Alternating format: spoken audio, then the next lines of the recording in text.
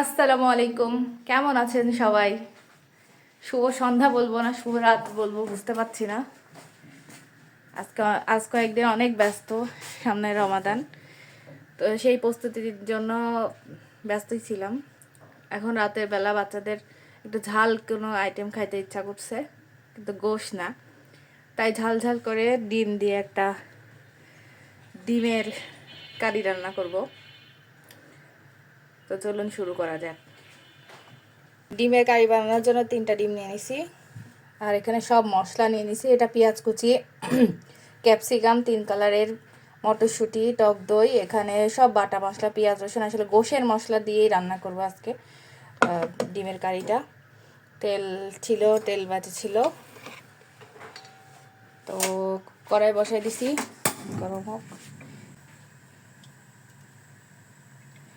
ডিম পোস্ট করে নেওয়ার জন্য তেল দিয়ে দিলাম।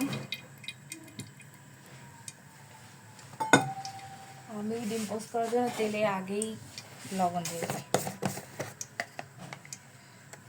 দিই। ডিমের ভিতরে আলাদা হবে না, আগে আমি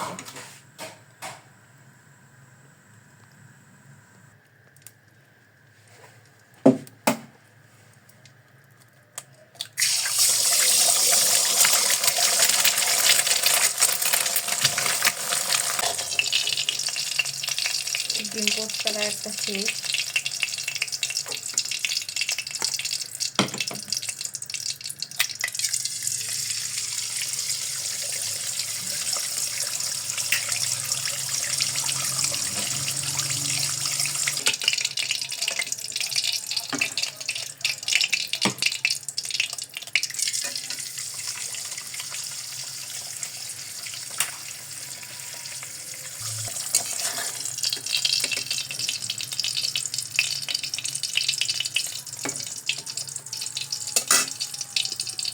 এবার পেঁয়াজগুলো দিয়ে দিলাম একটু বেরেস্তা হওয়ার জন্য, সাথে মশলাগুলো। পেঁয়াজগুলোর বেরেস্তা হয়ে আসছে, এখন সব একে একে সব মশলাগুলো দিয়ে দিব।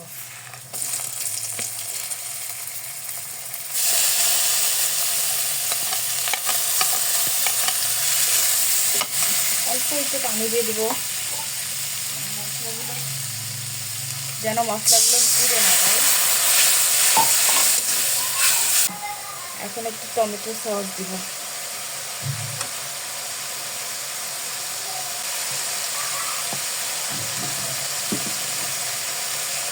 তাকবির আসতে ভালো করে কষাই দিব। তারপরে ক্যাপসিকাম আর মটরশুঁটিগুলো দিয়ে দিব। তাকবির বেবি কার্টুন দেখছে আর কারণ খুলে হাসছে। এবার টক দইটা দিয়ে দিব।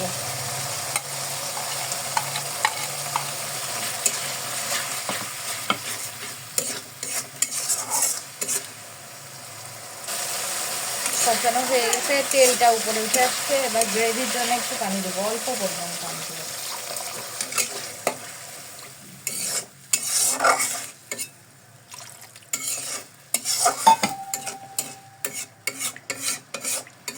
ফুটে আসলেই ডিমগুলো ছাড়িয়ে দিব।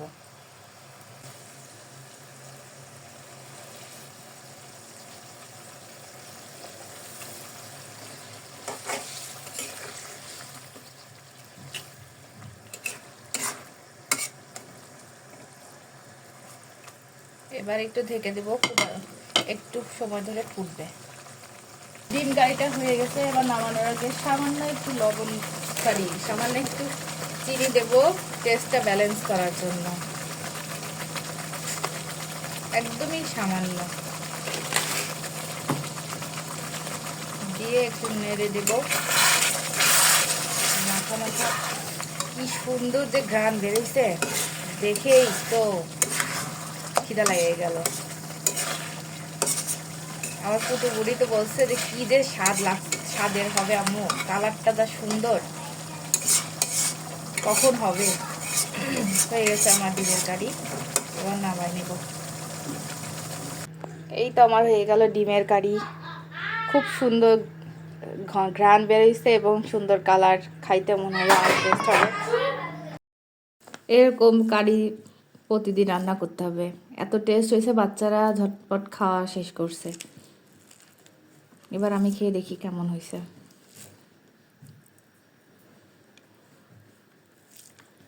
আনিবা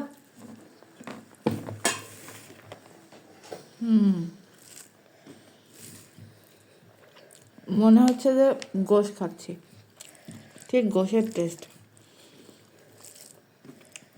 আমার তাকবির তো ভাত খাইতে চাই নাই, এই তরকারি দিয়ে ঝটপট খাওয়া শেষ করছে। এরকম তরকারি দিয়ে 2-3 প্লেট ভাত খাওয়া ইজি, এত টেস্ট। আপনারাও একদিন ট্রাই করে দেখবেন।